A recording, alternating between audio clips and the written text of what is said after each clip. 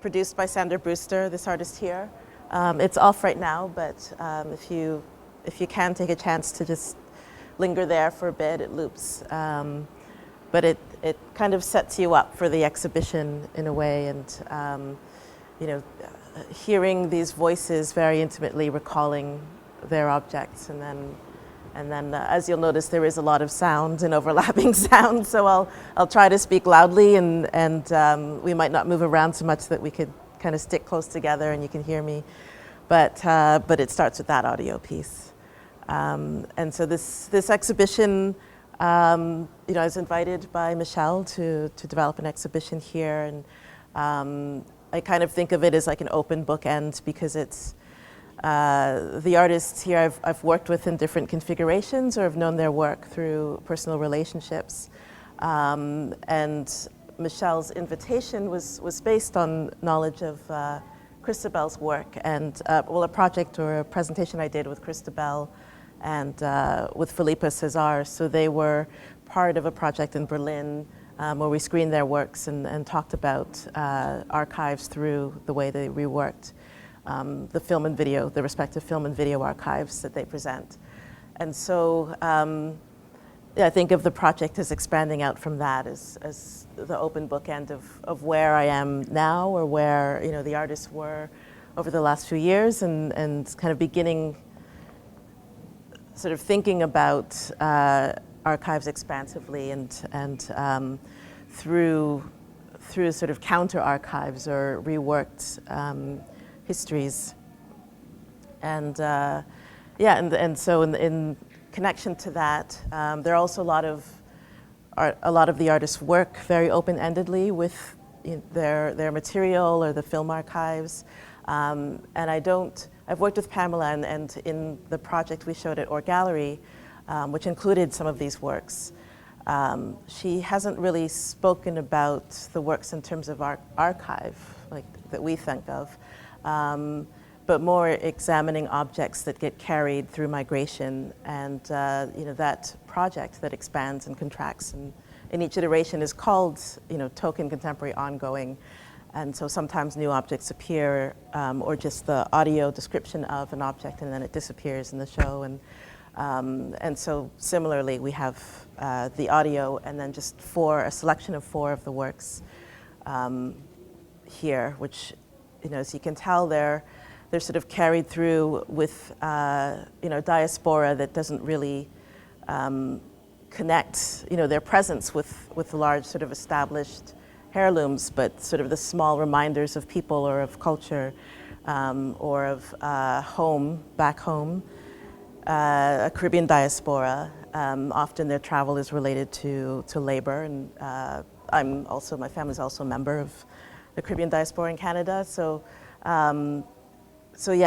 these objects tend to be look very insignificant if you see them in the world, and then the way that Sandra's worked with them is to present them in this very monumental fashion. And she comes out of photography background. She has drawing practice and everything, but she blows them up to this size, and they kind of dominate space in a way, and so it seems like she was really laying this idea of an archival vessel onto her work.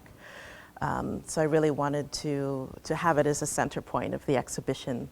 And again, as a balance to the very intimate, various voices talking about, their mother's jewelry box and what have you, and some of them are talking about these objects specifically, as a way to enter a show and seeing nothing or hearing nothing that reminds us of archival institutions. And also to point out too that the color scheme relates to that in terms of what objects come from the household and become kind of these vessels in a way of carrying knowledge or histories, and then what objects are produced through institutional commissions or collections, or archives are created for institutions. And so Christabel's, you can see the gray background. She's working with material that was commissioned by the CBC, the national broadcaster, or collected by the TRC, but also that's complicated because it's her mother in both images. So there's this personal aspect.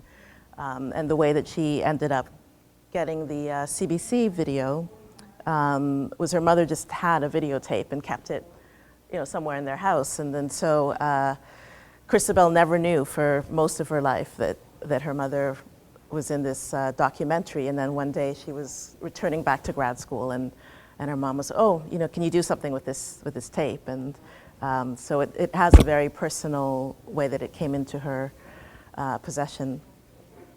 So everything's kind of divided, but also skips that border or that divide. And I also liked showing these two together because that, again, to confuse that divide. So I don't want to lose you in all the various sounds. So we're just going to maybe go around this side, and then I'll give you some time to look at Felipe's work, and then we can continue there.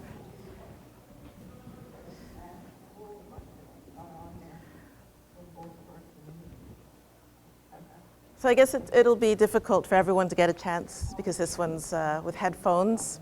But I also wanted to, so as I mentioned, Christabel and Felipe a few years ago in about 2017, I wanted to put their two practices in conversation. The film that we showed in Berlin was Conakry, so not exactly this film, but still worked with the same film archive of the PAIGC, or commissioned by the Ghanaian revolutionary government. But I was interested in how, with the archival material that both artists use, what their primary, focus is memory, and so not so much a kind of restoration or focus on the archive itself, but how memory speaks through these, or how also those archives are remembered. So of course we see the two videos. Again, on the left is from 1967, a documentary on Seraphine Ned, so the artist's mother, going to nursing school as one of the first, she would become one of the first public health nurses, indigenous public health nurses, sorry. So here she is training at the beginning of her practice and sort of questioning how she can be of service to her community, but also just what she wants for herself and how she can fit in. And then on the other side is many years later, she's in her 70s and she's giving testimony at the Truth and Reconciliation Committee's process for the residential school system, for collecting testimony for the residential school system.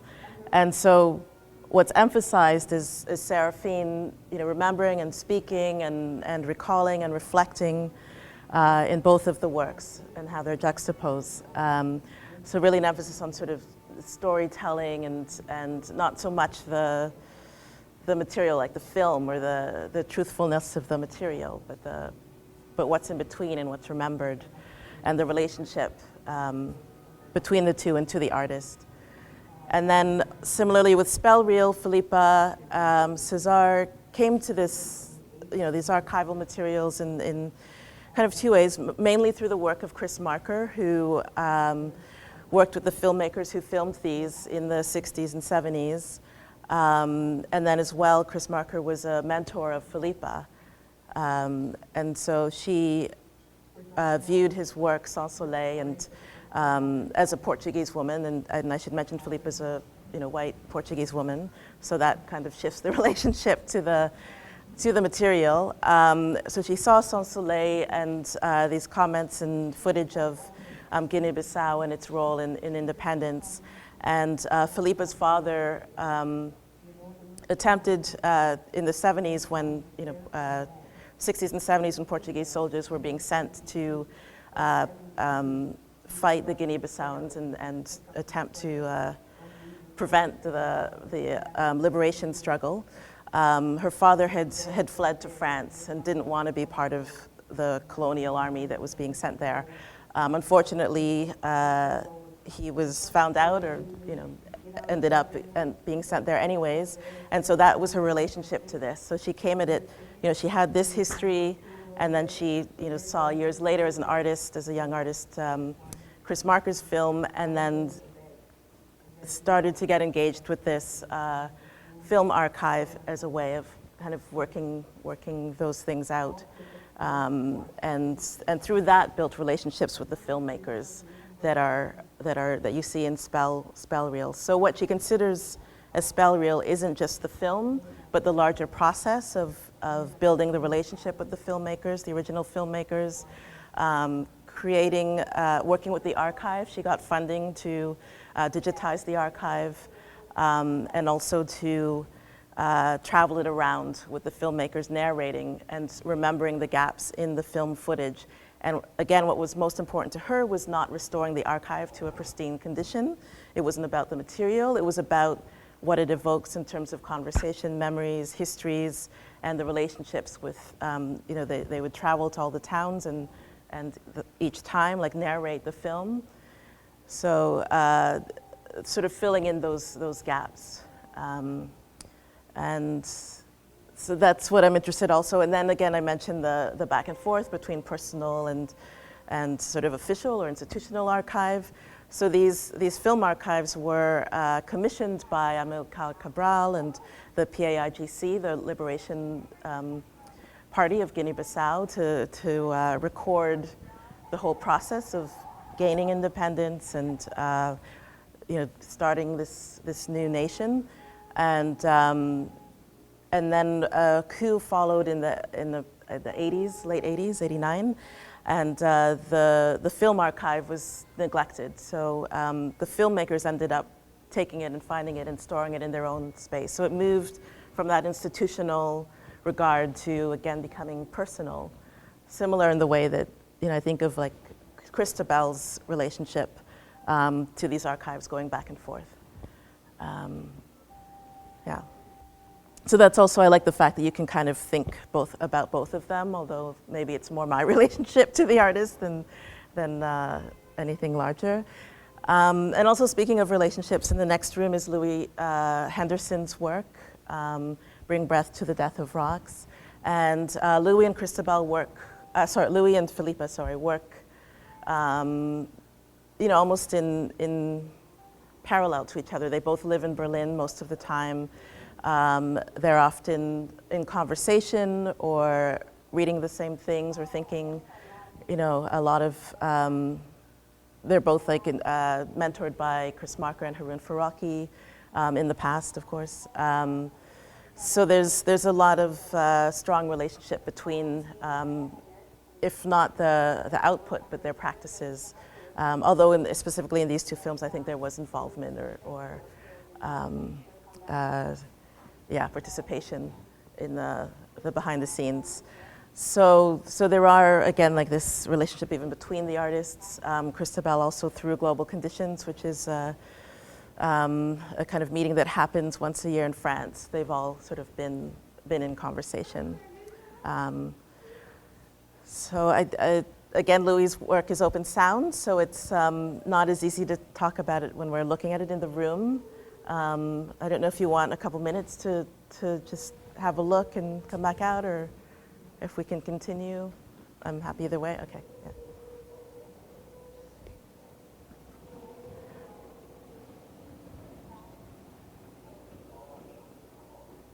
Maybe it's a quiet part, so I can actually talk from this room. So yeah, Louis Henderson has spent a lot of time in Haiti. He's a British artist, but is based in Berlin. And he's really interested, his starting point is always sort of like a figure, an interlocutor, and an archive in terms of rethinking histories or known histories or known narratives. And his work, or this work specifically, was kind of the one that I stole the title from, Sediment, because he has this beautiful scene where like a stack of archives transform into a mountain, like compressed landscape. And he goes between, this Fort de Jeu, and a rocky landscape in Jura, France, and then an archive, the National Archives in France, and then also at the end, Haiti. So he's really thinking about the role of archives in terms of the basis of nation founding, or sort of the written works, these written documents as the basis of creating a national identity. And I mean, not all of the artists here are thinking about in terms of like a strictly nation state or sovereignty. Sometimes it is with Sandra's work, sort of a presence, a community presence that's within another space and another space and another space. So there's also that sense of sediment of the sort of identities or hyphenated groups that we belong to, or even entanglements in terms of especially colonialism that we don't think of, that are either unknown or just unspoken. So what's also interesting about Louise and Philippe's work is this entanglement of the colonial country, like in this case France, and then the colonized or formerly colonized country like Haiti. And they're constantly shown together or overlapping, or in this case back and forth, this figure that's passing through. In Philippe's, we'll see images of not quite Portugal, but like Europe, and some of the youth that traveled to East Germany to take part in sort of communist East German exercises, and sort of a relationship to forming their identity through alliances across Europe, so not just a complete break. And then here also thinking about, and also I should mention too that the revolution in Guinea-Bissau and Cap Verde was responsible for encouraging returning soldiers to Portugal to overthrow the dictatorship. So one sort of influences the other. The influence isn't always going one way, or the break isn't always complete. And then similarly here, the Haitians in Toussaint Louverture, being influenced by the French Revolution to claim, the same rights for themselves, and also the role that Haiti might play in the French psyche. And this back and forth. I mean, those archives, that Toussaint Louverture's letters, handwritten letters, are held in the National Archives of France. So that's interesting that there's still this layering and this connection. In Philippe's writing, she calls it subaquatic connections between the continents. And and just some details too. So this is Jura. This is the place where Toussaint Louverture was held, and some of the writings that are read earlier on in the film were written there in his exile before he died. And then that's overlapped with writings from the play Toussaint Louverture by Edouard Glissant, and as well writing by Aimé Césaire. So sort of again going back and forth between their colonies, and just creating this network across distance. And then there's certainly a sort of a then and there, so also across time. Okay, now it's getting loud. So we'll go back and do the last Pamela Matharu as we do our procession to the fanfare of the trumpets.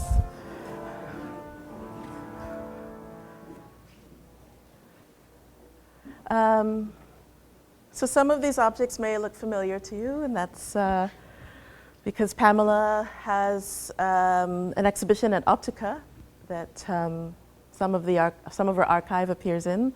I just got a chance to see it yesterday. And as well, they're in an exhibition at Arttext. That's a group exhibition, which I haven't had a chance to see yet. But yeah, so the Pamela Matharu is based in Toronto, and has worked on and off as an artist. So I've worked with them at Art Gallery, but knew them before then as a presence and organizer and activist in Toronto. I got to know their work through that activism and working with youth and zine sort of a zine collective that they developed with, I think, a mix of students. They also teach in the public school system, so that's very much at the forefront of their work, education activism, and developed linked to their gallery practice.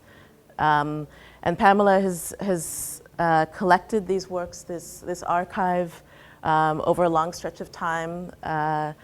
It's partly made up of personal things, like from her art practice, but a lot of it is just found objects, whatever was interesting to them, and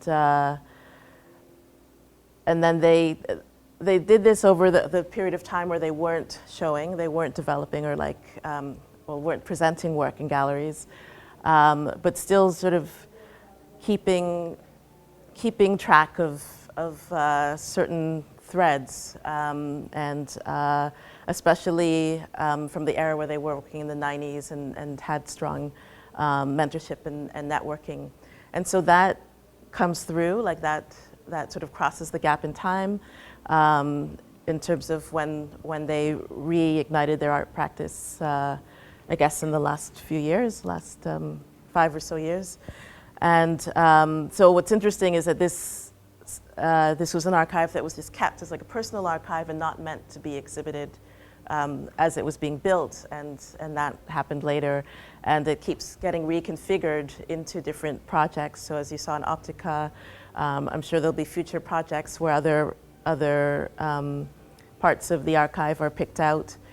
And there's a lot of narratives, if you've seen Pamela's talks, that can be built around different projects. Some are pulled out of, similarly crossing that line, some are pulled out of discards from cultural archives or institutional archives as well, or pulled offline if they're something that was removed from an archive is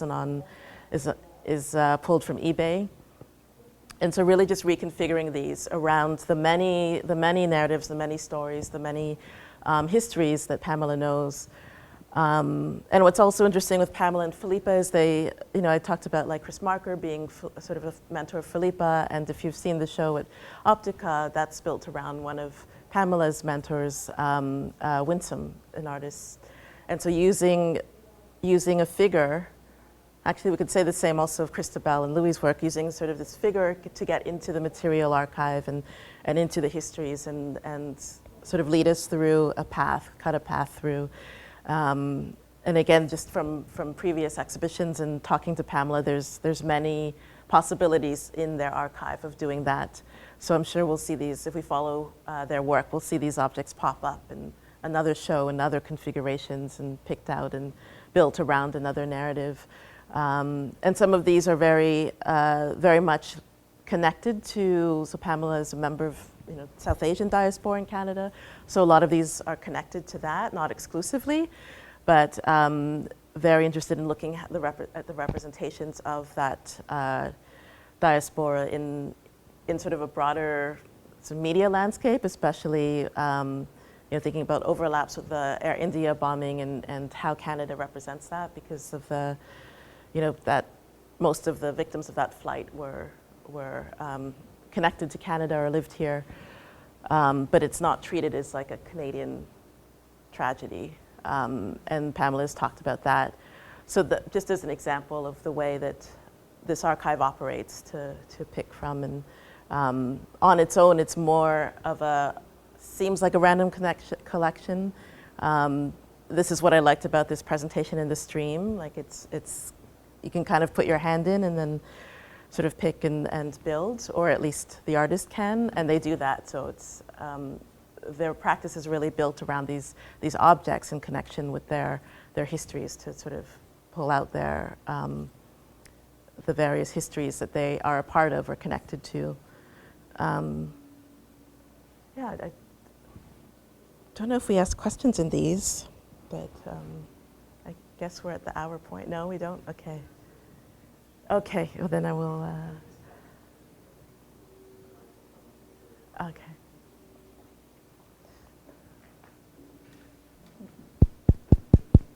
hold it close. Okay. Hello. You used the word counter archive before, and I find that a really intriguing word. And I guess I'm thinking that a counter archive is, on one register, like a subversive reading of an existing archive, but then it also seems to be like a kind of a homegrown archive or a personal archive that is working against a master narrative in some way. Are there other registers or other modalities that I should be thinking about for counter archiving? Yeah, certainly those, but also just a resistance to, want to build and complete the archive or create kind of a set section of an archive that can just be inserted and say, okay, here, this completes the picture, this completes the truth, or now we know what happened. I don't think any of these artists are interested in saying, okay, this is what we know, here's what I've found, and then now this is the narrative. I think they're going back and forth and trying to, the counters and I guess challenging the authority of that archive, but not necessarily saying that there's a way to complete it or to say that, okay, now this is the story, or now we have all the perspectives, or this is the perspective we're working from. It's interesting with Philippa that she's in her restoration, it wasn't about saving this and completing this, but it was about the conversation and the material it's okay if it looks, if there's no sound, she doesn't have to put all of her energy into, it's not about the material, it's really about what happens around or the conversations around. And Pamela as well, like there's no interest in, I'm not an archivist, but I imagine when you are, you're designating an archive, you're like, this is what I'm going to, these are the sorts of materials I'm going to collect or what they're going to be connected to. And then that's how I decide what goes in and what goes out of the archive, rather than just saying, well, this showed up, or I was walking down the street and saw this poster advertising English language classes, and then I pulled this because I just happened to like this image. So it really challenges what an archive is supposed to tell you, or if it's supposed to tell you something, or how it's engaged as both an artistic practice or historiography, in terms of historiography, sorry. So I think, certainly counter archives are objects that maybe don't, like Sandra's, maybe we don't think of as in the archive, but also just getting away from the objects in a way into the conversations that happen around them or outside of them. And always saying that there's always an outside, or this can be lost, and there's still that outside, and that maybe is the most important thing, like the storytelling, the embodiment. Oh, I should mention, because it hasn't happened yet, but there is another artist, Justine Chambers, now that I say embodiment, who is part of this exhibition and will come on March 11th, right, to perform. So Justine often thinks of as a dancer, a trained dancer, like her body is as an archive of gesture and choreography. And so they'll come and do a performance around that, and especially around vernacular or family dances in African American culture. So that's another example too. Doesn't even have to be, in her case, it's not the object. So, yeah.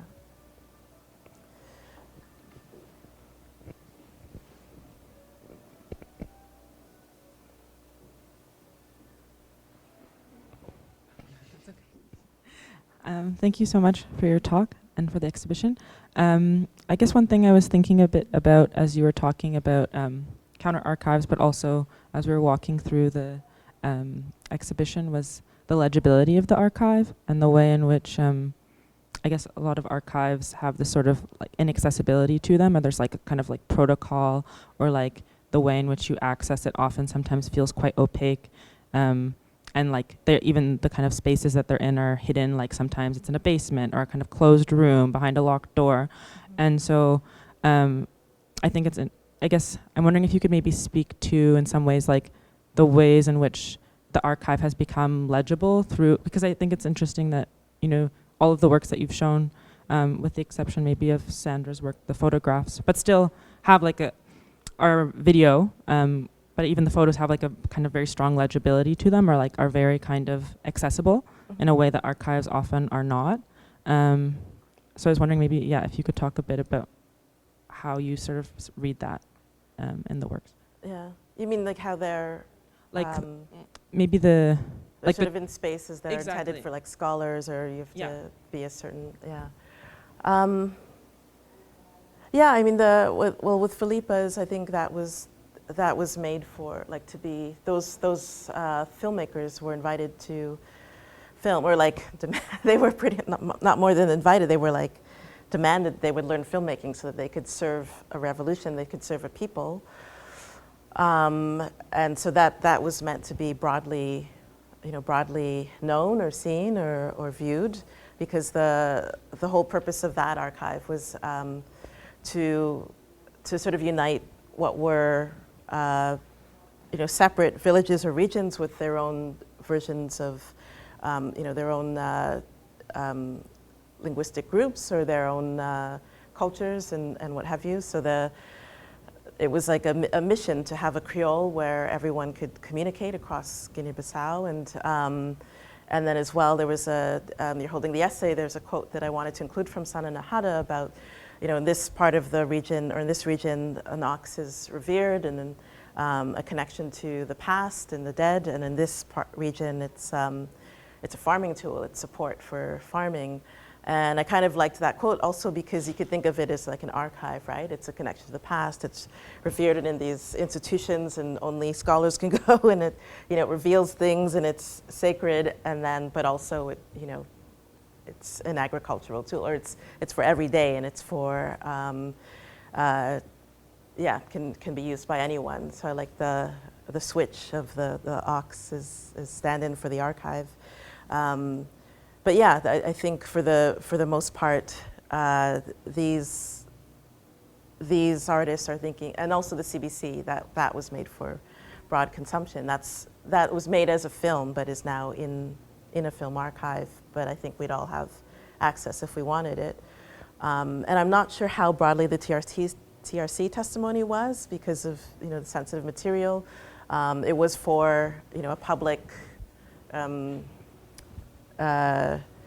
Process, like Truth and Reconciliation, but I'm not sure. And someone had asked how the artist got hold of that, and I would assume because it's her mother in the testimony that maybe each participant was able to at least have the recording of their own testimony, and in that case, obviously, it's very important for them to have access and to be a part of that. So yeah, certainly with these archives, they're more about the at least service or public or community collective access and production as well. Collective production, not just a specialized person or filmmaker. Those filmmakers were not the one I'm talking. The Felipas, like they were trained to archive those events. Like they weren't filmmakers in their own right beforehand. I don't know if that answers. Yeah, no, thank you. Okay.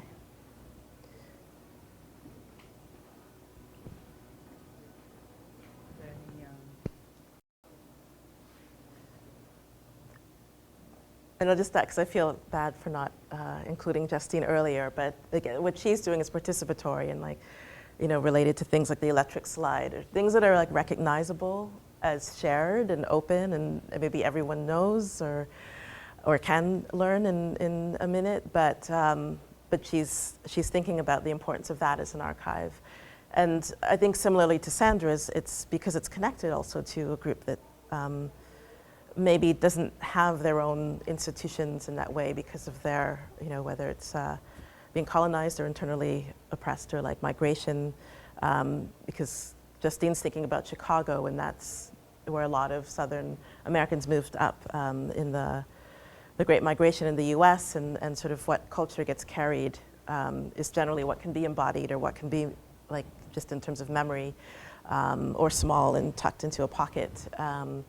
So it's accessible but not accessible because it's very personal, but also collectively produced and collectively shared and collectively, I guess, expressed in the case of the dance. And that's when you sort of recognize your kin, possibly.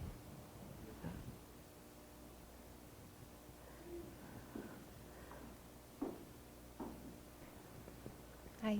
Hi. Thanks for this tour. Something that comes out a lot for me is the body in movement in most of these works, and in the scrolling of the objects, the items here. So, I mean, a thought that's been coming in my head a lot is like how understanding of material and archive happens in movement, in the body of movement, and sort of the connection between thinking and moving, as simple as that may sound. And by contrast, often we think of archival work as something static at a table. So I just wondered if you wanted to comment on this. Mm-hmm. Yeah, I mean, that's very kind of present in Louis' work, where the figure starts at the desk in the archive and is looking through the documents related to Sans Louverture, and then ends up walking through or going to walking through the landscape across the snow into the cells, and shifting into an embodiment. And the artist is very ambiguous over whether like he gets possessed, but I keep reading it as he's possessed. He goes into the place, and this possession takes him from the archives into the space. And also with Philippe's work too, like they're out in the field. They're not at home or in their offices, like recording the events of the war, or compiling documents or photos. They're where the actual battles are happening, which is interesting. I mean, I guess thinking about like film, the emergence of like film as like an archival material, and that it's locational, and they're out there and they're alongside the soldiers. Or it's interesting when they were doing, I think it was in Cuba though, but they were doing the symbolic work of like being on the farm, even if they're not alongside the farmers, at least in what we see, sort of having to do the farming as well in preparation for learning to be a filmmaker. That is in Philippe's work, and then of course Justine too, and I think that just also speaks to that archives are they're always partly memory, at least in these works. And so there's what you see, and then there's how we remember them, and they're constantly, there's an engagement between the two, even if it's isolated in an archive. And so that taking that in, and that embodiment, and that carrying whatever the history is you're bringing to it, especially with these personalized archives. And that's also why I like that you start off hearing the spoken, the people sort of, if you're sitting on the bench, they're like speaking over your shoulder maybe about the objects, and you're not seeing anything, and it's only their memories that you have. They're just recalling, the book or the bottle. Yeah. Okay. Thanks.